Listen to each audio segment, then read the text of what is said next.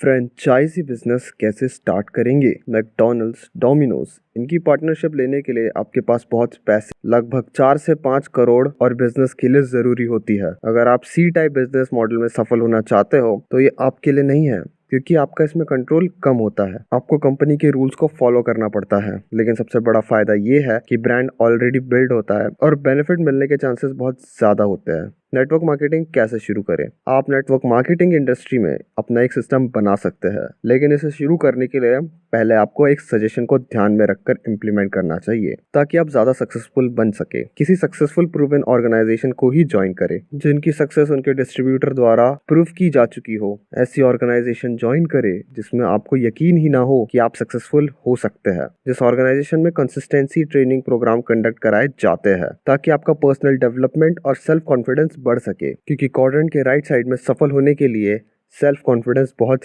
जरूरी है। जिनके लीडर गाइड करने के लिए तैयार हो, ना कि सिर्फ कंसल्टेंट ऑर्डर थे। इसको याद रखिए, लीडर वो होता है जो रास्ते को जानता है, रास्ते में आपके साथ चलता है और आपको रास्ता दिखाता है। ये वो 3 बिजनेस सिस्टम है जिससे आप फाइनेंशियली फ्री और अमीर बनने के लिए यूज कर सकते हैं। हमेशा ध्यान रखिए कि सिस्टम के जरिए आप फाइनेंशियली फ्री बन सकते हैं। इन्वेस्टर के 5 स्टेज, इस चैप्टर में हमें इन्वेस्टर के 5 स्टेज के बारे में डिस्कस करना है। तो इस सीरीज में पहला स्टेज 0, इनके पास इन्वेस्टमेंट के लिए कुछ भी नहीं होता, जितना कमाते हैं उतना खर्च कर लेते हैं। इस कैटेगरी में एक एम्प्लॉय से लेकर एक ज्यादा पैसे कमाने वाले बिजनेसमैन शामिल होते हैं, जो कि अपनी सारी इनकम खर्च कर देते हैं और कोई सेविंग या इन्वेस्टमेंट नहीं करते। स्टेज 1 के लोग लोन लेने वाले इन्वेस्टर्स होते हैं, जो हो सकता है कि ये ऐसे हो और सफलता से इन्फ्लुएंस होकर ये लोग लोन लेकर आई क्वाड्रेंट के बिना भी जी सकते हैं। आई क्वाड्रेंट में भी बिना किसी जरूरी नॉलेज और एक्सपीरियंस के इन्वेस्ट करना शुरू कर देते हैं। कुछ टाइम ये लोग यहाँ पैसा कमा लेते हैं, लेकिन नॉलेज और एक्सपीरियंस की कमी के कारण मैक्सिमम टाइम अपने पैसे घुमा देते हैं। स्टेज 2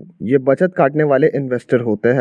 बेसिकली ये सेव करते हैं, सेविंग अकाउंट्स इस तरह की दूसरी जगह पर, और ये लोग पैसे से कुछ महंगा जैसे टीवी, फ्रिज, कार खरीदने के लिए करते हैं बजाय इन्वेस्ट करने के। और अगर कभी इन्वेस्टमेंट के बारे में सोचती भी है तो म्यूचुअल फंड या इसी तरह के इन्वेस्टमेंट करते हैं। स्टेज 3 ये लोग स्मार्ट इन्वेस्टर होते हैं, या अपने पैसों को सेव करके उन्हें म्यूचुअल फंड्स, रिटायरमेंट प्लान ऐसी चीजों में प्लान करने में इन्वेस्ट करते हैं। ये लोग हाईली एजुकेटेड और शायद कोई गवर्नमेंट ऑफिसर भी हो सकते हैं, लेकिन इनके पास फाइनेंशियल मैनेजमेंट और इन्वेस्टमेंट के बारे में जरूरी नॉलेज नहीं होती, लेकिन फिर भी कंपैरेटिवली ये इन्वेस्टर्स की एक अच्छी कैटेगरी है। स्टेज 4 ये लॉन्ग टर्म इन्वेस्टर होते हैं। बेसिकली ये लोग अपने लॉन्ग टर्म फाइनेंशियल टारगेट करके उसको अचीव करने के लिए जरूरी फाइनेंशियल मैन्युफैक्चरिंग और इन्वेस्टमेंट के बारे में नॉलेज हासिल करके प्रोफेशनल के साथ प्लानिंग करते हैं ताकि अपने गोल्स को अचीव कर सके, और ये कंपैरेटिवली इन्वेस्टर्स की बेटर कैटेगरी है। स्टेज 5 ये ऐसे इन्वेस्टर्स होते हैं जो वर्ल्ड का सबसे ज़्यादा मनी ओन करते हैं और इन्वेस्टमेंट फील्ड के सबसे बेस्ट प्लेयर होते हैं। ये लोग इन्वेस्टमेंट करते हैं जहां दूसरे लोग इन्वेस्टमेंट करते हैं, और ये लोग अपॉर्चुनिटीज़ क्रिएट करते हैं, जैसे कि कोई कंपनी स्टार्ट करके जॉब को क्रिएट करना, IPO इशू करके लोगों को इन्वेस्टमेंट करने का मौका देना। एक्चुअली ये लोग मनी गेम को एंजॉय करके खेलते हैं, इसलिए इन्हें हारने या जीतने से कोई फ़र्क नहीं पड़ता। इसलिए ऐसे लोग दुनिया का सबसे ज़्यादा अमीर भी होते हैं, और ये इन्वेस्टर्स की सबसे बेस्ट कैटेगरी है। पैसों को आंखों से नहीं देखा जा सकता, और इस चैप्टर में हमें ऑथर ये सिखाते हैं कि पैसा एक थिंकिंग है, और इसके लिए आपको आंखों से नहीं, इसे माइंड से देखना चाहिए। इसका मतलब ये है, अगर आप फाइनेंशियली फ्री और अमीर बनना चाहते हो तो सबसे पहले आपको ये सोचना और यकीन करना चाहिए कि आप ये कर सकते हो, और फिर ये आपके लिए पॉसिबल हो सकता है। इसलिए कुछ टॉपिक डिस्कस करने जा रहे हैं जिनके ज़रिए आप माइंड से पैसों को देख सकते हैं। जल्द से जल्द क्वाड्रेंट के राइट साइड में जाना। हमेशा याद रखिए कि दुनिया में सबसे अमीर लोग क्वाड्रेंट के राइट साइड से बिलोंग करते हैं, चाहे बिजनेसमैन हो या इन्वेस्टर। अंबानी से लेकर बिल गेट्स तक, एंड बिल गेट्स से लेकर वार्नर बफेट। तो इसलिए अगर आप अमीर बनना चाहते हैं तो आपको क्वाड्रेंट के राइट साइड में जितना जल्दी पॉसिबल हो पाए उतना जल्दी जाना होगा। और यहाँ आने के लिए आपको money management skill, business investment skills, part time business investment जैसी चीज़ें सीखनी बहुत ज़्यादा ज़रूरी है। अपने कॉन्टेक्स्ट और मटेरियल को एक्सपैंड करते रहे। कॉन्टेक्स्ट का मतलब होता है विल पावर, और मटेरियल का मतलब होता है अमीर बनने के लिए ज़रूरी स्किल्स। अपने कॉन्टेक्स्ट को एक्सपैंड करने के लिए हमेशा ये सोचिए मन चाहे फाइनेंशियल टारगेट को अचीव कैसे कर सकते हैं, बजाय ये सोचने की कि अमीर मैं बन ही नहीं सकता। ये रिस्की है। और मटेरियल को एक्सपैंड करने के लिए आपको ज़रूरी स्किल्स सीखनी चाहिए। आपको उसी तरह फ्रेंड सर्कल भी बनाना चाहिए। गुड और बैड लोन में अंतर जानें।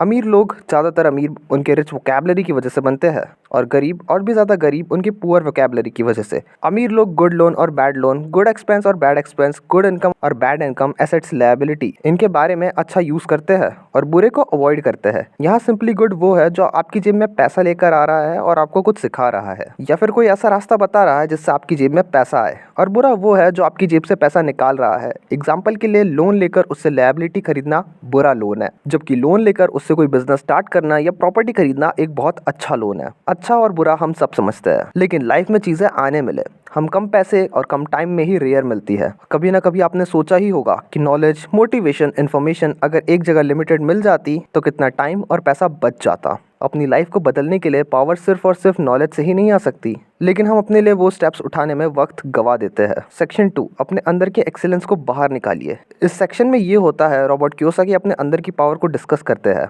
और आप उन्हें बाहर कैसे निकालें इसके बारे में भी डिस्कस करते हैं। इस सेक्शन में हम जजमेंट्स को डिस्कस करने वाले हैं। आप राइट साइड कॉर्नर वाले इंसान कैसे बन सकते हैं, आप अमीर कैसे बन सकते हैं, एक बैड लोन प्रोवाइडर बनने की क्या फ़ायदा है बजाय गुड लोन टेकर बनने के। आप वो बने जो इस चैप्टर में ऑथर हमें सिखाते हैं। हम भी अपने पैशन को फॉलो करते हुए सक्सेस, फाइनेंशियली फ्री और अमीर बन सकते हैं। इसके लिए इन स्टेप्स को फॉलो करना चाहिए। पैसों के लिए काम करने की आदत न बनाएं।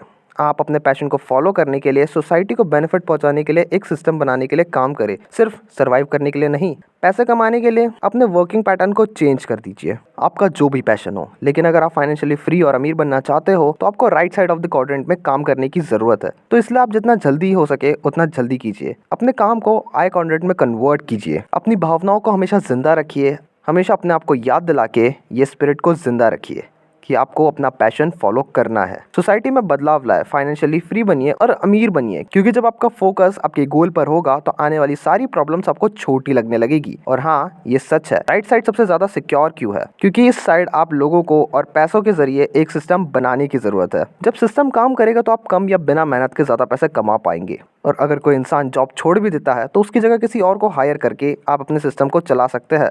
लेफ्ट साइड ज़्यादा रिस्की क्यों है? लेफ्ट साइड ज़्यादा रिस्की इसलिए है क्योंकि आज कॉम्पिटिटिव वर्ल्ड में कंपनी ज़्यादा से ज़्यादा तेज़ी से ऊपर जाती है और ज़्यादा तेज़ी से नीचे भी आ सकती है। इसलिए वो एम्प्लॉयज़ को काम ज़्यादा या काम कम होने के कारण हायर या फायर भी कर सकते हैं। अगर कोई फायर हुआ तो उसके लिए नई जॉब ढूंढना बहुत मुश्किल नहीं होगा, तब उसके लिए सर्वाइवल के लिए पैसे कमाना मुश्किल नहीं होगा। और ज़्यादातर कंपनीज में रिटायरमेंट पॉलिसीज भी नहीं होती है, तो वो एम्प्लॉय अपने फाइनेंशियल फ्यूचर को कैसे सिक्योर करेगा और अपनी ओल्ड एज में सर्वाइव कैसे करेगा? क्या वो जिंदगी भर जॉब करते रहेगा? अल्टीमेटली हमें ऑथर ये बताते हैं कि कामयाब होने के लिए कोई शॉर्टकट नहीं है और शॉर्टकट से कभी कामयाबी नहीं मिलती है। इसके लिए आपको सारी दी गई टिप्स को फॉलो करने की ज़रूरत है। तो मैं अमीर कैसे बन सकता हूँ, इस चैप्टर में हम डिस्कस करेंगे कि आप फाइनेंशियली फ्री और अमीर कैसे बन सकते हैं। हालांकि ये वीडियो पार्ट 2 था, तो पार्ट 3 जल्दी अपलोड होगा। इसके लिए चैनल को सब्सक्राइब करके बेल आइकन को ऑन ज़रूर कर दीजिएगा ताकि आप पार्ट 3 को मिस ना कर सके। और अगर वीडियो पसंद आया तो उसे लाइक करके हमें कमेंट में अपने विचार ज़रूर शेयर कीजिएगा। धन्यवाद।